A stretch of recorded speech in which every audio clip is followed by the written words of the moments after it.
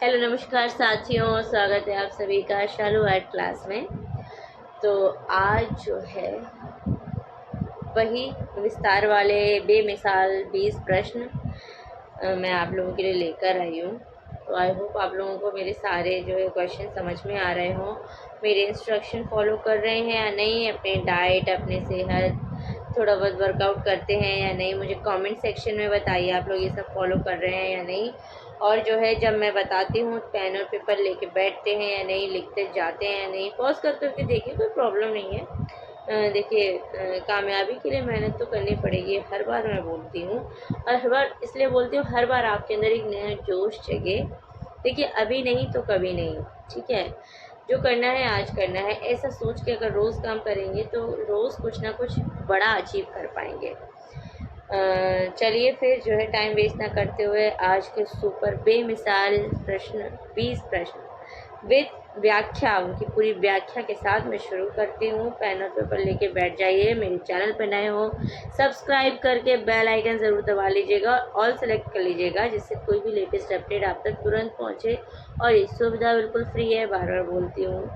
चलिए फिर time waste नहीं करते हैं, आज के प्रश्न शुरू करते हैं। कल 41 क्वेश्चन तक हो गया था, आज 42 से शुरू करते हैं। नटराज मूर्ति की ऊंचाई है, तो इसमें ऑप्शन ये दिए गए हैं, आपकी स्क्रीन पे शो कर रहे हैं। और इसका आंसर वाला ऑप्शन दिया नहीं गया है, इसलिए स्टार लगाओ। इसकी व्याख्या देख लेते हैं। हड़प्पा से प्राप्त एक पत्थर की पुरुष प्रतिमा का धड़ प्राप्त हुआ है, जो दाहिने पैर के बल पर खड़ा है और उसका बायां पैर नृत्य मुद्रा में ऊपर उठा हुआ है। इस मूर्ति को नटराज की आदि मूर्ति का द्योतक माना जाता है। नटराज मूर्ति की ऊंचाई 3.7/8 इंच है। यह इसीलिए ये ऑप्शन में नहीं दिया गया है, इसलिए इस पे स्टार बना हुआ है। नेक्स्ट क्वेश्चन देखते हैं। हड़प्पन सभ्यता किसे कहते हैं? तो यह जो है, जो अब हमारे स्क्रीन पे शो हो रहे हैं ऑप्शंस, उसमें आंसर नंबर डी सही है। सिंधु सभ्यता को हड़प्पा सभ्यता कहते हैं। इसकी व्याख्या देख लेते हैं। हड़प्पा सभ्यता सिंधु सभ्यता को कहा जाता है। सिंधु सभ्यता के अंतर्गत सर्वप्रथम हड़प्पा स्थल की खोज वर्ष 1921 में दयाराम साहनी ने की। यहाँ का पुरास्थल रावी नदी के बाएं तट पर स्थित है। यह क्षेत्रफल की दृष्टि से सिंधु सभ्यता का दूसरा सबसे बड़ा स्थल है। हड़प्पन सभ्यता की भांति मेसोपोटामिया की सभ्यता भी शहरी सभ्यता मानी जाती है। मेसोपोटामिया की सभ्यता उत्तर अरब, इराक तथा कुवैत में पनपी थी। चलिए अब नेक्स्ट क्वेश्चन है। नगरीय सभ्यता का प्रथम उदाहरण कहाँ से मिला है? तो यह मोहनजोदड़ो हड़प्पा से मिला है। इसकी व्याख्या देख लेते हैं। नगरीय सभ्यता का प्रथम उदाहरण सिंधु सभ्यता या मोहनजोदड़ो हड़प्पा सभ्यता से मिला है। इसलिए सिंधु सभ्यता को प्रथम नगरीय क्रांति भी कहा जाता है। हड़प्पा के नगर जाल की तरह अवस्थित थे। प्रत्येक नगर 2 भागों में विभक्त थे, पश्चिमी टीले और पूर्वी टीले। क्वेश्चन है, सैंधव सभ्यता में प्राप्त पूर्ण परिपक्व प्रमाणिक कितने स्थलों को नगरों की संज्ञा दी जा सकती है? तो यहाँ पे हमारा ऑप्शन नंबर ए सही हो जाएगा, 2। इसकी व्याख्या है, सिंधु घाटी सभ्यता से प्राप्त पूर्ण परिपक्व प्रमाणिक स्थलों की संख्या 2 है। हड़प्पा एवं मोहनजोदड़ो लोथल भी एक नगर था, लेकिन इसे मोहनजोदड़ो में ही शामिल कर लिया जाता है। क्वेश्चन है, सिंधु घाटी की सभ्यता के उत्खनन से कौन सा पुरातात्विक संबंधित था? तो यहाँ पे हमारा जो है ऑप्शन नंबर बी सही हो जाएगा, राखाल दास बनर्जी। इसकी व्याख्या है, सिंधु घाटी की सभ्यता के उत्खनन से राखाल दास बनर्जी संबंधित हैं। इन्होंने वर्ष 1922 में मोहनजोदड़ो स्थल की खोज की। उस समय भारतीय पुरातात्विक विभाग के महानिदेशक जॉन मार्शल थे। तो हमारा नेक्स्ट क्वेश्चन है, सिंधु सभ्यता की खोज किसने की? तो यहाँ पे हमारा ऑप्शन नंबर बी सही हो जाएगा, राय बहादुर दयाराम साहनी। इसकी व्याख्या और अन्य महत्वपूर्ण तथ्य भी देख लेते हैं। सिंधु सभ्यता की खोज राय बहादुर दयाराम साहनी ने वर्ष 1921 में पुरातत्व विभाग के महानिदेशक सर जॉन मार्शल के निर्देशन में किया था। इसके अन्य महत्वपूर्ण तथ्य हैं। नंबर 1, हड़प्पा नामक स्थल की खुदाई वर्ष 1927 में की गई। नंबर 2, सिंधु घाटी प्राचीन नदी घाटी सभ्यताओं में से एक है। नंबर 3, यह हड़प्पा सभ्यता और सिंधु सरस्वती सभ्यता के नाम से भी जानी जाती है। नंबर 4, इसका विकास सिंधु और घग्गर हकड़ा नदी के किनारे हुआ। नंबर 5, मोहनजोदड़ो, कालीबंगा, लोथल, धौलावीरा, राखीगढ़ी और हड़प्पा इसके प्रमुख केंद्र थे। हमारा नेक्स्ट क्वेश्चन, हड़प्पा सभ्यता के स्थल लोथल और धौलावीरा स्थित हैं, तो ये भारत में ही स्थित है। इसकी व्याख्या देख लेते हैं। हड़प्पा सभ्यता के प्रमुख स्थल जो भारत में हैं वे हैं लोथल, रंगपुर और धौलावीरा। धौलावीरा गुजरात में है, कालीबंगा जो कि राजस्थान में है, आलमगीरपुर जो कि उत्तर प्रदेश में है, बनावली एवं राखीगढ़ी जो कि हरियाणा में है। क्वेश्चन है, सिंधुवासी किस वृक्ष की पूजा करते थे? तो यहाँ पे हमारा ऑप्शन नंबर ए सही हो जाएगा, पीपल के वृक्ष पूजा के प्रमाण। इसकी व्याख्या देख लेते हैं। सिंधु सभ्यता में वृक्ष पूजा के प्रमाण मिलते हैं।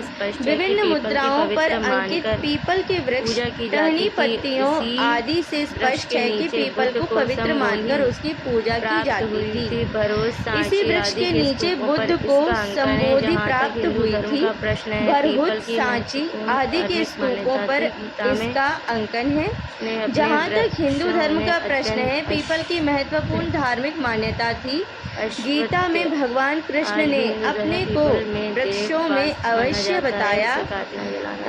आज भी हिंदू धर्म में पीपल में देववास माना जाता है तथा उसे काटना या जलाना महापाप कहा जाता है। यह विचार हिंदू धर्म ने सैंधव सभ्यता से ही ग्रहण किया। नेक्स्ट क्वेश्चन, भारतीय कला का सबसे प्राचीन केंद्र है, तो वो है ऑप्शन नंबर सी, सिंधु घाटी की सभ्यता। इसकी थोड़ी सी व्याख्या देख लेते हैं। दिए गए विकल्पों में भारतीय कला का सबसे प्राचीन केंद्र सिंधु घाटी की सभ्यता है। सिंधु सभ्यता के स्थलों से जो चित्रकला, मूर्तिकला और स्थापत्य के अवशेष मिले हैं उनसे उस युग की महान कला का परिचय मिलता है। कुछ अन्य महत्वपूर्ण तथ्य भी हैं। नंबर 1, अजंता के चित्र प्रथम शताब्दी ईसा पूर्व से लेकर 7वीं शताब्दी ईसा पूर्व के हैं। महाबलीपुरम के मंदिर राजसिंह शैली 374 से 800 ईस्वी में बने हैं। यहाँ का प्रसिद्ध मंदिर शोर मंदिर है। मंदिर का निर्माण एक विशाल प्रांगण में हुआ है जिसका प्रवेश द्वार पश्चिम की ओर है। नंबर 2, खजुराहो जो कि छतरपुर मध्य प्रदेश में है। चंदेल राजाओं के समय में 9वीं शताब्दी से लेकर 12वीं शताब्दी तक अनेक सुंदर एवं भव्य मंदिरों का निर्माण करवाया गया। नंबर 3, यहाँ के मंदिरों में कंदरिया महादेव मंदिर सर्वश्रेष्ठ है। क्वेश्चन है, हड़प्पा मोहनजोदड़ो किस सभ्यता से संबंधित हैं?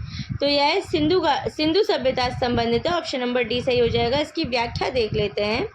हड़प्पा तथा मोहनजोदड़ो सिंधु सभ्यता से संबंधित थे। ये एक दूसरे से 482 किलोमीटर दूर सिंधु नदी द्वारा जुड़े थे।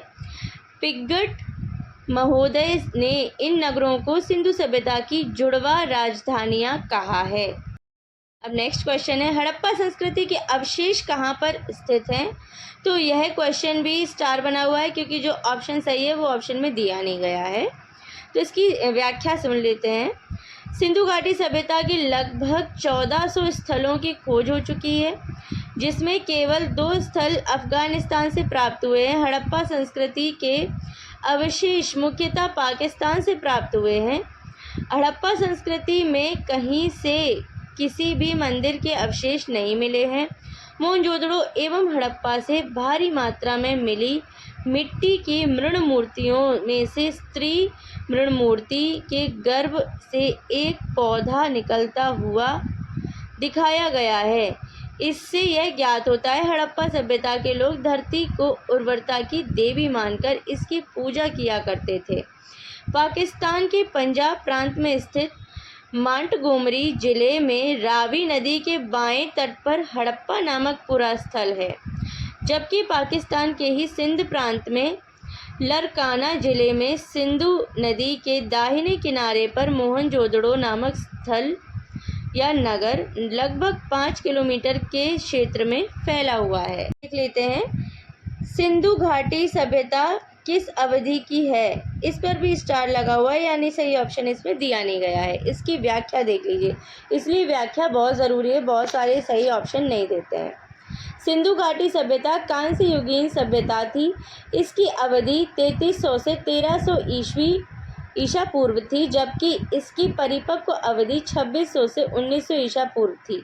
सिंधु सभ्यता के काल का निर्धारण करना निसंदेह कठिन कार्य है। विद्वानों के मतानुसार पूर्व हड़प्पाई चरण लगभग 3500 से 2600 ईसा पूर्व, परिपक्व हड़प्पाई चरण लगभग 2600 से 1900 ईसा पूर्व, उत्तर हड़प्पाई चरण लगभग 1900 से 1300 ईसा पूर्व है।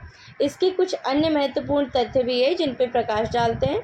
रेडियो कार्बन C14 जैसी नवीन विश्लेषण पद्धति द्वारा हड़प्पा सभ्यता का सर्वमान्य काल 2500 ईसा पूर्व से 1750 ईसा पूर्व माना गया है।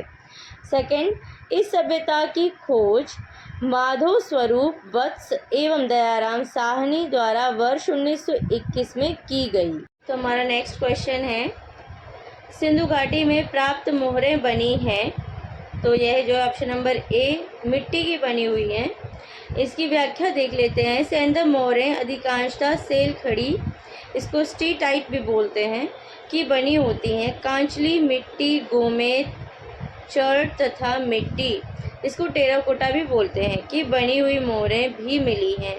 मोहरों पर एक श्रृंगी पशु, कुबड़ वाला बैल, हाथी, भैंसा आदि अंकित हैं। लोथल और मोहनजोदड़ो की एक एक मोहर पर नाव का चित्र अंकित है। क्वेश्चन है हमारा, मोहनजोदड़ो और हड़प्पा में पाई गई सीलें किस माध्यम में बनाई गई। तो यह जो है ऑप्शन नंबर डी हमारा सही हो जाएगा, टेराकोटा माध्यम में बनाई गई हैं। नेक्स्ट क्वेश्चन है, अगला क्वेश्चन है, मोहनजोदड़ो की नर्तकी किस तकनीक में कास्ट की गई है। तो यह जो है ढोकरा कास्टिंग में कास्ट की गई है। इसकी व्याख्या देख लेते हैं। मोहनजोदड़ो की नर्तकी की कांस्य प्रतिमा में ढोकरा धातु कास्टिंग तकनीक अपनाई गई है। इस प्रक्रिया में मोम निकालकर निर्माण करने की विधि, जिसको लॉस्ट वैक्स भी बोलते हैं, अपनाई जाती है। अगला प्रश्न है, सेंधव सभ्यता का प्रसिद्ध स्नानागार कहाँ से मिला है। तो यह ऑप्शन नंबर डी मोहनजोदड़ो से मिला है। इसकी व्याख्या देख लेते हैं। सेंधव सभ्यता का प्रसिद्ध स्नानागार मोहनजोदड़ो से मिला है। इसका जलाशय दुर्ग के टीले में है। इसका फर्श पक्की ईंटों का बना है। पास के कमरे में बड़ा सा कुआं है। मार्शल में विशाल स्नानागार को तत्कालीन विश्व का आश्चर्यजनक निर्माण बताया है। ज्ञातव्य हो कि सेंधव सभ्यता को ही हड़प्पा सभ्यता भी कहते हैं। इस सभ्यता में एक आयताकार भी मिला है, जिसे डाक यार्ड यानी नौका घाट भी कहा जाता है। अब हमारा अगला प्रश्न है, इनमें से कौन हड़प्पा सभ्यता का हिस्सा नहीं है। तो जो हमारे ऑप्शन दिए गए हैं उनमें से ऑप्शन नंबर सी बौद्ध मंदिर हड़प्पा सभ्यता का हिस्सा नहीं है, बाकी सब हैं। ठीक है। अगला प्रश्न है, हड़प्पा सभ्यता इनमें से किसके लिए प्रसिद्ध है। तो यह जो है ऑप्शन नंबर बी सही हो जाएगा, ईंटों के उपयोग के लिए प्रसिद्ध है। ठीक है। इसका हमारा लास्ट क्वेश्चन है, अधिकांश प्रागैतिहासिक चित्र कहाँ मिलते हैं। तो यहाँ पे हमारा ऑप्शन नंबर सी सही हो जाएगा, गुफाओं में मिलते हैं। इसकी थोड़ी सी व्याख्या है जो कि देख लेते हैं। कुछ क्वेश्चंस की व्याख्या नहीं है, जो छोटे मोटे अंडरस्टूड हैं, जिनका कई बार विवरण हम लोगों ने पढ़ लिया है। तो इसकी व्याख्या है, प्रागैतिहासिक चित्र गुफाओं और चट्टानों की भित्तियों पर अंकित मिलते हैं। मानव ने इन गुफाओं के भीतर धूमिल प्रकाश में अपने जीवन की सरल अभिव्यक्ति तूलिका के माध्यम से गुफाओं की खुरदुरी दीवारों तथा फर्श पर चित्र बनाकर अंकित कर दी। तो ये थे आज के बेमिसाल 20 प्रश्न, वो भी पूरे विस्तार के साथ। आई होप आप लोगों ने लिख लिए होंगे या फिर अभी आगे भी लिख लीजिएगा, रिपीट पे देख लीजिएगा और जो है इसी तरह से तैयारी कीजिए। अब मैं शायद कोशिश करूँगी कि वन लाइनर का अलग वीडियो बनाऊँगी और डिटेल्स वाले का अलग बनाऊँगी, तो दोनों देखिए, उन दोनों से तैयारी करिए। चलिए फिर मिलती हूँ नेक्स्ट वीडियो के साथ, तब तक टेक केयर, बाय बाय।